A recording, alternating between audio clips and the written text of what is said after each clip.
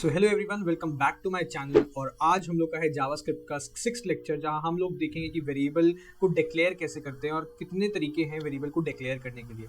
So last class में हम लोग ने देखा कि कैसे हम लोग जावास्क्रिप्ट में वेरिएबल्स का नाम लिख सकते हैं, वेरिएबल को हम लोग यूज़ कर सकते हैं, कैसे इंप्लीमेंट कर सकते हैं। बट एक्चुअली में जो वेरिएबल्स हम लोग को यूज़ करने होते हैं, जब भी हम लोग कोई यूज़र इनपुट लेते हैं तो वेरिएबल को डिक्लेयर करना ज़रूरी है, ताकि हम लोग बाद में वेरिएबल की वैल्यू को चेंज कर सकें या फिर इनिशियलाइज कर सकें। तो चलिए देखते हैं कि कैसे हम लोग वेरिएबल को डिक्लेयर कर सकते हैं। तो चलिए शुरू करते हैं। जैसा हम लोग ने लास्ट लेक्चर में देखा था कि वेरिएबल डिक्लेरेशन के 4 बेसिक मेथड होते हैं। ऑटोमेटिकली हम लोग वेरिएबल को डिक्लेयर कर सकते हैं, और जो भी हम लोग अभी तक यूज़ करते आए हैं वेरिएबल को और इम्प्लीमेंट करते आए हैं, वो ऑटोमेटिकली ही हम लोग ने किया है। ऑटोमेटिकली का मतलब क्या है कि हम लोग ने डायरेक्टली वेरिएबल का नाम लिखा और असाइनमेंट ऑपरेटर लगाया इक्वल टू वाला, और फिर हम लोग ने वेरिएबल की वैल्यू लिखी। तो ये था ऑटोमेटिकली। बट जो मेनली वेरिएबल डिक्लेरेशन किया जाता है वो 3 चीज़ों से किया जाता है। पहला होता है वैर, दूसरा होता है लेट और तीसरा होता है कॉन्स्ट। तो एक एक करके हम लोग स्टार्ट करते हैं अपने वैर, लेट और कॉन्स्ट को। तो सबसे पहले हम लोग देखते हैं कि वैर कीवर्ड क्या होता है। तो वैर कीवर्ड ऑब्वियस ही बात है कि वेरिएबल को डिक्लेयर करने का काम आता है। तो मैंने लिखा है कि declares variable with function scope या फिर ग्लोबली। अब ये 2 बातें इंपॉर्टेंट है, फंक्शन स्कोप और ग्लोबली।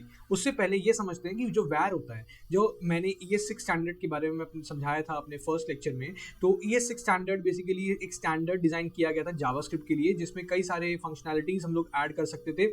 तो जैसे जैसे हम लोग नई नई फंक्शनैलिटी ऐड करते थे, वैसे वैसे उसके स्टैंडर्ड्स बढ़ते रहते थे। तो अगर आपको जानना है और ES6 के बारे में और उसके कुछ भी फंक्शनैलिटीज के बारे में, तो आप जरूर से नेट पे सर्च कर सकते हैं ES6। वैर कीवर्ड से वेरिएबल को डिक्लेयर किया जा सकता है, और वैर जो होता है ना, वो एक फंक्शन स्कोप को फॉलो करता है। फंक्शन स्कोप का मतलब क्या होता है? स्कोप का मतलब होता है रीच। ठीक है, रीच मतलब कोई भी वेरिएबल है, हम लोग ने मान ली डिक्लेयर किया, और वो वेरिएबल कहाँ कहाँ तक एक्सेसिबल है या कोड के किस किस पार्ट तक एक्सेसिबल होगा, वो उसको कहते हैं हम लोग स्कोप।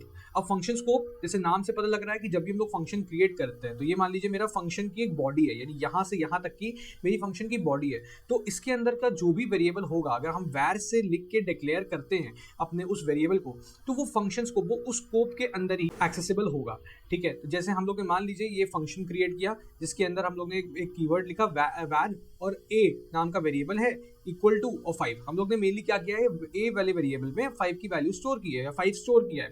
तो इसको बोलते हैं हम लोग फंक्शन स्कोप। तो अगर हम इस ब्लॉक के बाहर इस a की वैल्यू 5 को हम एक्सेस करते हैं या फिर कुछ भी करते हैं, तो ये दोनों अलग अलग होंगे, यानी कि यहाँ से हम लोग एक्सेस नहीं कर सकते हैं।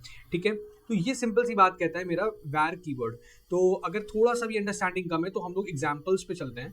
तो जैसे मैंने कई सारे यहाँ पे एग्जांपल्स लिए हैं। पहला एग्जांपल देखते हैं कि वैर टेस्ट इक्वल टू 12। तो टेस्ट नाम का एक हम लोग ने एक वेरिएबल क्रिएट किया, जिसकी वैल्यू हम लोग ने लिखी 12। और वैर क्या यहाँ पे है, ये यहाँ पे एक कीवर्ड है, यहाँ पे एक तरह से डिक्लेरेशन का एक कीवर्ड यूज किया और कुछ नहीं। अब मैंने ये फंक्शन यहाँ पे लिखा हुआ है, इस फंक्शन के अंदर हम लोग इस टेस्ट को एक्सेस कर रहे हैं। तो ये जो है ना, ये हम लोग ग्लोबल वेरिएबल है, यानी कि ये फंक्शन के अंदर नहीं है, तो इसको हम लोग क्या बोलते हैं, ग्लोबल। ग्लोबल का मतलब क्या होता है कि जो सबके लिए ग्लोबल हो, मतलब आउटसाइड हो, तो हम लोग उसको ग्लोबल वेरिएबल कहते हैं। और अगर हम लोग इस टेस्ट नाम के वेरिएबल को एक्सेस कर रहे हैं विद इन दिस फंक्शन, तो क्या ये एक्सेसिबल होगा, क्या हम लोग टेस्ट को यूज कर सकते हैं? तो इसको एक बार देखने के लिए हम लोग चलते हैं वापस अपने ब्राउजर पे। आप लोग VS कोड पे भी कर सकते हैं, बट मैं ब्राउजर को प्रेफर कर रहा हूँ क्योंकि ताकि काम आसान हो जाए। ठीक है, तो एक बार चलते हैं गूगल पे। तो यहाँ पे क्या करते हैं ना, एक फंक्शन क्रिएट करते हैं, या फिर एक पहले वैर हम लोग वेरिएबल पहले एक कीवर्ड लिखते हैं जिसका नाम है, फॉर एग्जांपल हमने लिखा कि a इक्वल टू एप्पल। ठीक है, हम लोग यहाँ पे एप्पल लिख के यहाँ पे क्लोज करते हैं, और उसके बाद हम लोग एक फंक्शन क्रिएट करते हैं। फंक्शन आगे पढ़ाऊंगा मैं, और फंक्शन ऐसे क्रिएट होता है। फंक्शन हम लोग कीवर्ड लिखते हैं और फिर हम लोग फंक्शन का नाम लिखते हैं, जैसे चेक नाम हम लोग फंक्शन का रख सकते हैं, और यहाँ पे पैरेंथेसिस क्लोज कर सकते हैं। कंसोल डॉट लॉग करते हैं इस एप्पल को, ए यानी वेरिएबल को हम लोग अगर प्रिंट करवाते हैं तो क्या यहाँ पे प्रिंट होगा। तो जब भी हम लोग फंक्शन यहाँ पे क्रिएट करते हैं तो ये अनडिफाइंड आ रहा है, बिकॉज हम लोग ने भी फंक्शन को डिफाइन किया है, उसको हमको कॉल करना पड़ेगा अगर फंक्शन की हम एग्जीक्यूट कराना चाहते हैं। तो अब हम लोग क्या कर रहे हैं, यहाँ पे सिर्फ और सिर्फ चेक नाम से फंक्शन को कॉल करते हैं, चेक। तो अगर हम लोग यहाँ पे क्लिक करते हैं तो हम देख सकते हैं यहाँ पे एप्पल प्रिंट होके आ रहा है। इसका यहाँ पे ये मतलब हुआ कि अगर हम कोई भी ग्लोबल वेरिएबल क्रिएट करते हैं, वैर नाम से अगर कोई भी ग्लोबल वेरिएबल क्रिएट करते हैं, तो हम लोग उसको जितने भी फंक्शंस होंगे उस प्रोग्राम में उसके अंदर यूज कर सकते हैं। तो ये आपको ध्यान में रखना है। दूसरा सेट एग्जाम्पल देखते हैं। अगर हम लोग चाहते तो एक लाइन पे भी अपने वेरिएबल को क्रिएट कर सकते हैं। ये हम लोग ने यहाँ पे क्या किया, यहाँ पे हम लोग ने डिक्लेयर किया। तो यहाँ पे वैर लिखा, जैसे मान लीजिए A1 नाम का वेरिएबल है जिसको हम लोग ने 5 लिख दिया है, a2 नाम का वेरिएबल है। तो अगर हमें कई सारे वेरिएबल को डिक्लेयर करना है ना, कॉमा लगा के हम लोग एक ही लाइन पे लिख सकते हैं। तो a2 इक्वल्स टू 7 लिख दिया और a3 इक्वल्स टू 5 लिख दिया। तो ऐसे भी हम लोग वेरिएबल को हम लोग यूज कर सकते हैं। एक बार ये टेस्ट करके देखते हैं। फॉर एग्जाम्पल हम कहते हैं कि var लिखा, a1 एक वेरिएबल है जिसको हम 5 इनिशियलाइज करना चाहते हैं। अब हमको अगर नेक्स्ट लाइन पे लिखना है दूसरा वेरिएबल, हम लोग नेक्स्ट लाइन पे भी लिख सकते हैं var a2 equals to I would take 6 जैसे फॉर एग्जाम्पल। तो हम ऐसे भी लिख सकते हैं कि हम लोग ने अलग अलग लाइन में दो अलग अलग वेरिएबल्स को प्रिंट कराया। यहाँ पर console.log किया, यहाँ पे a1 लिखते हैं, कॉमा लिखते हैं, a2 लिखते हैं, ठीक है। तो आराम से 5 और 6 लिख के आ रहा है प्रिंट। बट अगर हम चाहते हैं कि एक ही लाइन पे हम डिक्लेयर भी कर दें और एक ही बार हमको var यूज करना पड़े, तो हम लोग var लिखेंगे, फिर उसके बाद a1 लिखेंगे इक्वल्स टू लेट्स से इस बार 8 लिखते हैं, फिर हम लोग a2 लिखेंगे, डायरेक्टली वेरिएबल का नाम लिखेंगे कॉमा लगा के, a2 इक्वल्स टू 10, फिर a3 equals to let's say 15 है, ठीक है। ये यूज हो गया। अब हम लोग ने ये ग्लोबली अपने वेरिएबल्स को बनाया है, ठीक है। ये ग्लोबल है, ये ग्लोबल वेरिएबल्स है। अगर अब हम एक मान लीजिए फंक्शन क्रिएट करते हैं, फंक्शन चेक नाम से क्रिएट कर देते हैं और चेक सम कर सकते हैं, चेक सम कर सकते हैं। और फिर इसके बाद हम लोग क्या करते हैं, console.log करते हैं a1 plus a2 plus a3। अभी ये वेरिएबल्स को हम सम कर रहे हैं, इसके अंदर की वैल्यूज जो होंगी, इसके अंदर की जो वैल्यूज होंगी वो जाके प्रिंट होगी, ठीक है।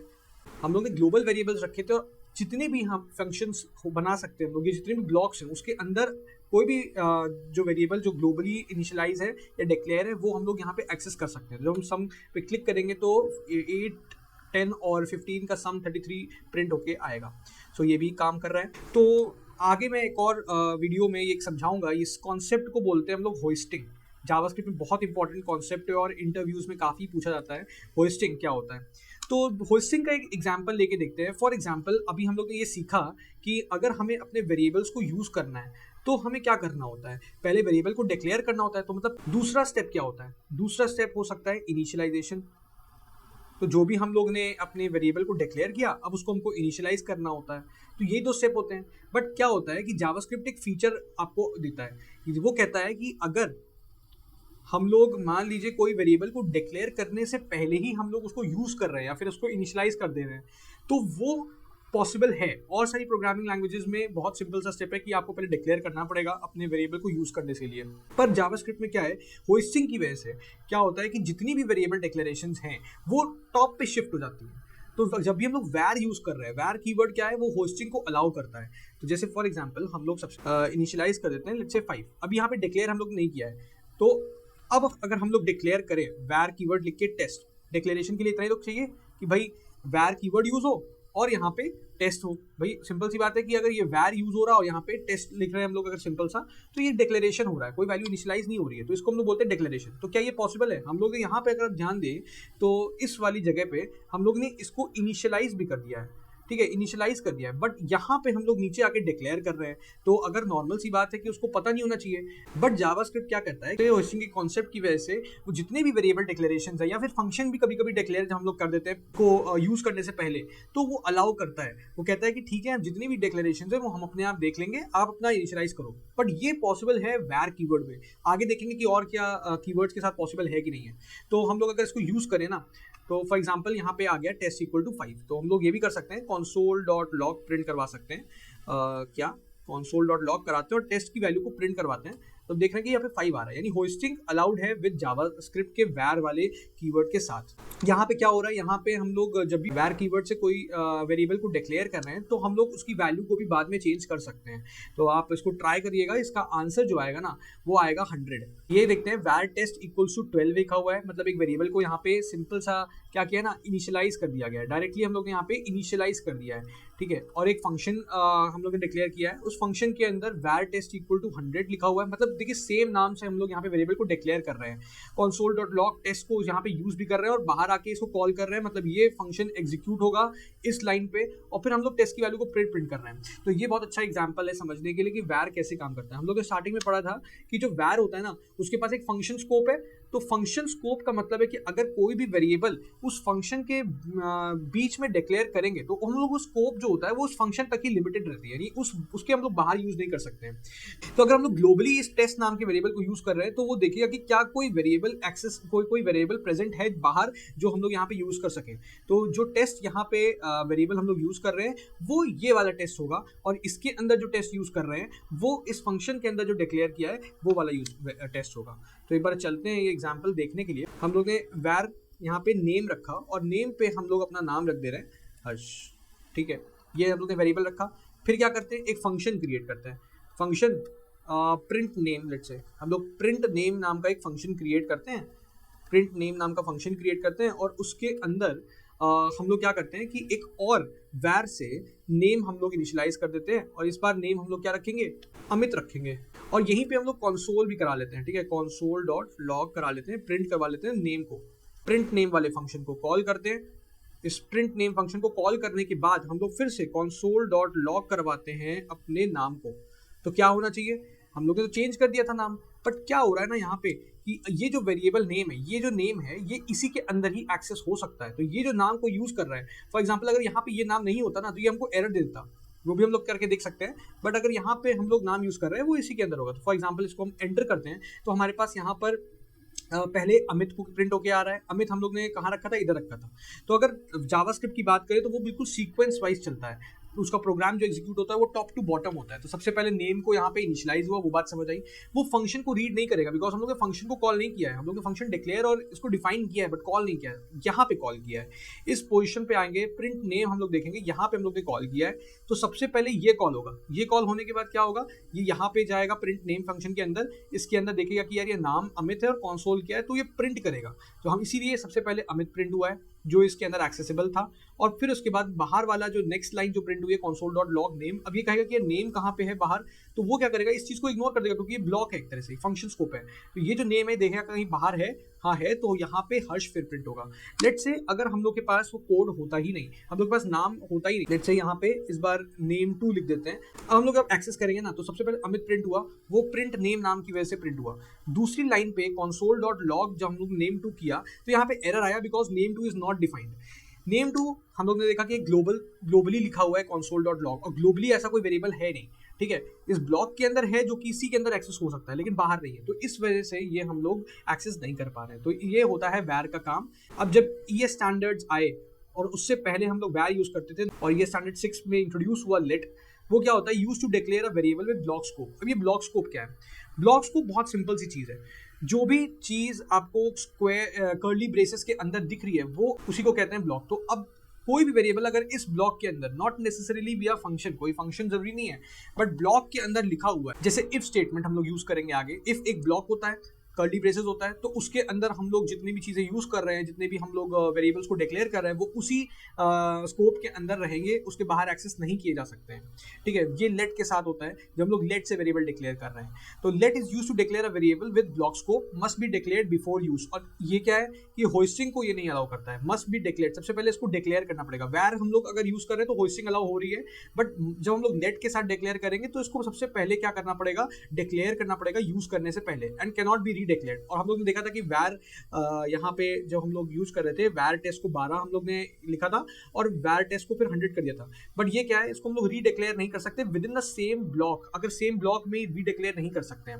जैसे ये ग्लोबली हो रहा था, तो अगर मान लीजिए कोई फंक्शन हम लोग यूज कर रहे हैं, कोई ब्लॉक यूज कर रहे हैं, उसके अंदर हम लोग अपने रीडिक्लेयर नहीं कर सकते हैं। अपना डिक्लेरेशन वाला नाम लिखना है लेट, फिर वेरिएबल का नाम लिखना है, असाइनमेंट ऑपरेटर इक्वल टू, और फिर हम लोग वेरिएबल की वैल्यू लिखते हैं और सेमीकोलन से हम लोग एंड कर देते हैं।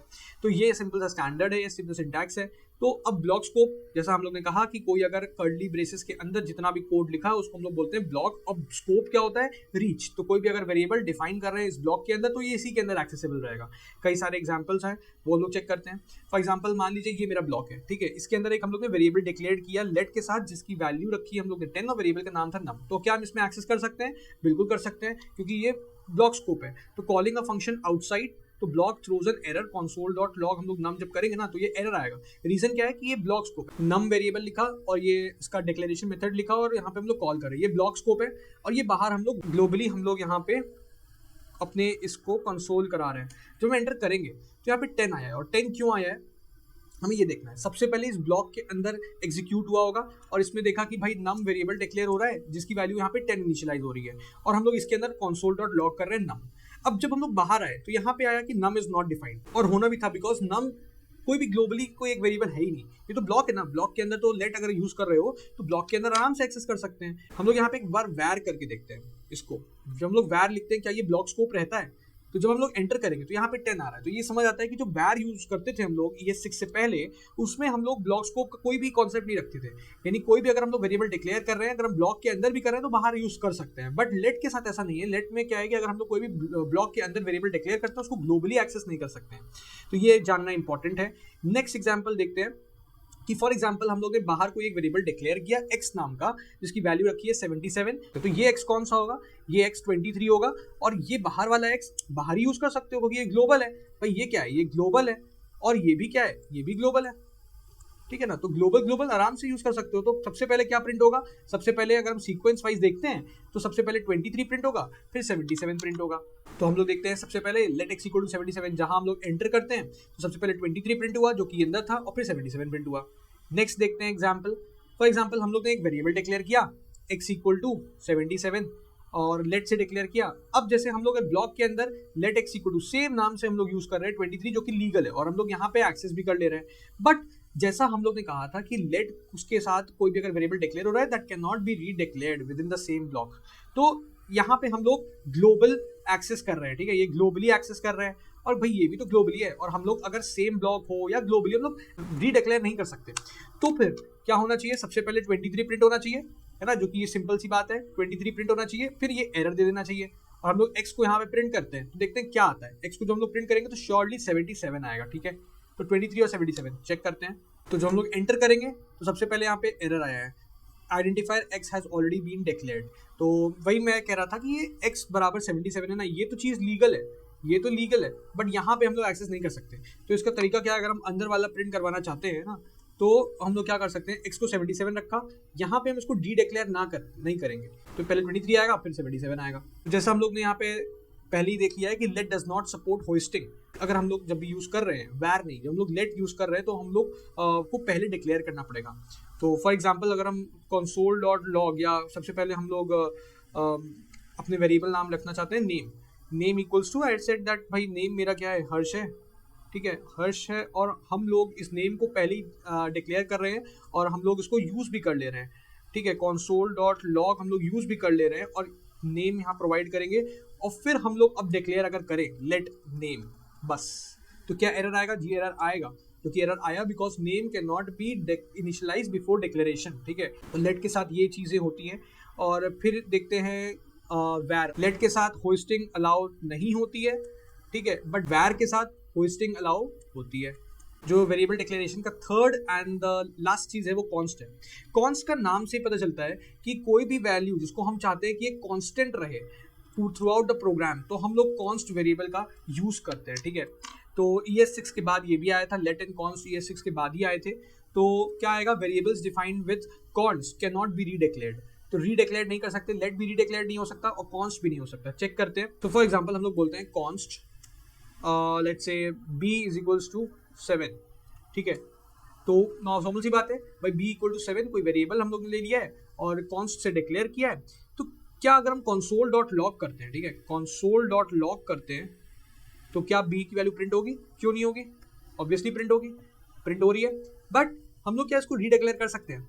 फॉर एग्जांपल हम लोग ने लिखा कॉन्स्ट, या वो तो डिक्लेयर कर चुके हैं हम लोग पहले से, b इक्वल टू हम लोग वापस से 10 लिखते हैं, ठीक है, ये चीज एरर दे देगा because assignment to constant variable error आएगा, यानी मैं क्या कर रहा हूँ कि अपने जो कांस्टेंट वेरिएबल b है उसको वापस से असाइन कर रहा हूँ, तो ये गलत हो जाएगा, इसीलिए हम लोग कॉन्स्ट यूज कर रहे हैं। तो ये हम लोग ने देख लिया कि कॉन्स्ट कैन नॉट बी रीडिक्लेयर्ड। अब कैन नॉट बी रीअसाइंड, अब रीअसाइंड क्योंकि वही चीज़ है कि हम लोग उसको असाइन कर रहे थे, अब ये रीडिक्लेयर का क्या सीन था कि सेम ब्लॉक पे रीडिक्लेयर नहीं कर सकते। जैसे फॉर एग्जांपल ये देखते हैं कॉन्स्ट x इक्वल टू 10 है जो हम लोग ने ग्लोबली यहाँ पे इसको रखा है, और कॉन्स्ट x इक्वल टू क्या है 2 है, अब ये ब्लॉक है और कॉन्स्ट x इक्वल टू हम लोग ब्लॉक पे डिक्लेयर कर रहे हैं, ठीक है, इसका मतलब है कि इसके पास भी ब्लॉक स्कोप होता है, जैसा मैंने कहा हैज अ ब्लॉक स्कोप, और हेयर x इक्वल टू 2, इस ब्लॉक के अंदर अगर कहीं यूज करते हैं तो x की वैल्यू को 2 माना जाएगा, अगर ये ग्लोबली हम लोग x की वैल्यू को यूज करते हैं तो ये x की वैल्यू माना जाएगी। Let's say C equals to 10 रखा, ठीक है। और फिर हम लोग एक ब्लॉक स्कोप बना देते हैं।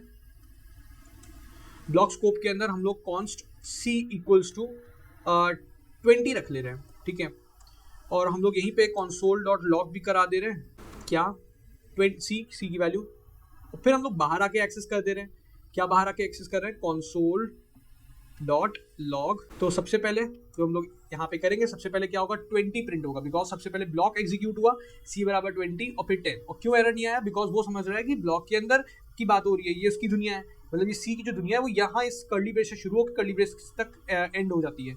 बट ये जो बाहर वाला सी है, ये कह रहा है कि भाई ये जो गड्ढा है पानी का ना, ये जो पानी का मान लीजिए गड्ढा है, इसको अगर हटा दे और ये पूरी लैंड जो है मेरी है। तो आपको बिल्कुल ऐसे ही समझना है कि ये स्कोप क्या है, बहुत इंटरेस्टिंग कॉन्सेप्ट है स्कोप, ठीक है। और हम लोग ने देखा कैन नॉट बी री डिक्लेयर्ड, री assigned and must be assigned, मतलब हम लोग को अपने कॉन्स्ट वेरिएबल को असाइन करना पड़ेगा, हम लोग डिक्लेयर करके ही नहीं छोड़ सकते। फॉर एग्जाम्पल हम लोग कहते हैं कि भाई कॉन्स्ट पाई नाम का एक वेरिएबल है जिसको हम लोग डिक्लेयर कर दिए, तो यहाँ पे क्या आ रहा है, मिसिंग इनिशियलाइजर इन कॉन्स्ट डिक्लेरेशन, ठीक है। तो हमको डिक्लेयर करना पड़ेगा कि भाई देखो कॉन्स्ट नाम से पाई जो है उसकी वैल्यू को 3.142 नाम से रखना पड़ेगा, ये काम करेगा। और हम लोग console डॉट लॉग कराना चाहते हैं तो आराम से हम लोग क्या करवा सकते हैं, पाई को आउटपुट करा सकते हैं 3.142। और ये जो कॉन्स्ट के साथ कोई भी चीज़ है कैन नॉट बी होस्टेड, इसको भी होस्ट नहीं कर सकते। तो होस्टिंग कौन अलाउ कर रहा है, सिर्फ और सिर्फ एक चीज़ कर रहा है, वैर, ठीक है। तो कॉन्स को हम लोग यूज़ कब करते हैं, कॉन्स हमेशा यूज़ होता है उन सारे वेरिएबल्स के लिए जिनको जो हम चाहते हैं कि वो कभी भी चेंज ना हो, ठीक है। तो ये हो गया मेरा वैर लेट एंड कॉन्स, थोड़ा समरी मैंने इस नोट्स में बनाया हुआ है कि जैसे पढ़ा है कि लेट एंड कॉन्स के पास ब्लॉक स्कोप होता है, let and const can not be de declared, हम लोगों ने देखा let and const must be declared before use, let and const does not bind to this keyword हम लोग आगे पढ़ेंगे, तो दिस के साथ बाइंड हम लोग नहीं कर सकते हैं, ठीक है। Let and const can not be hoisted, वो हम लोग ने अभी देखा। Var does not have to be declared, वो भी हम लोग ने देखा। सबसे पहले हम लोग इनिशियलाइज कर सकते हैं, फिर उसके बाद हम लोग उसको जरूरी नहीं है कि वैर को डिक्लेयर करना हो। और वैर इज होस्टेड हम लोग ने ये भी देखा। वैर बाइंड्स टू दिस कीवर्ड, हम लोग दिस आगे देखेंगे, उसकी आप टेंशन मत लीजिए, आप लोग ये नोट्स को अच्छे से रेफर करिए और पढ़िए कि क्या होता है, और थोड़ा सा भी नेट पे सर्च करिए what is let keyword in JavaScript, what is var keyword in JavaScript, और उसके बारे में पढ़िए, बहुत ही इंटरेस्टिंग टॉपिक है। बाकी इस नोट्स को मैं अपने डिस्क्रिप्शन बॉक्स पे डाल दूंगा और आप जल्दी से जाके इसको एक्सेस करिए, इसको वापस से पढ़िए और आपको ज़रूर से ज़रूर अच्छा लगेगा। So stay tune till the next video, और आगे वीडियो बहुत इंटरेस्टिंग आने वाली है। आप लोग ज़रूर चैनल को सब्सक्राइब कर दिए if you haven't subscribed it yet, और मिलते हैं नेक्स्ट क्लास में। Thank you very much.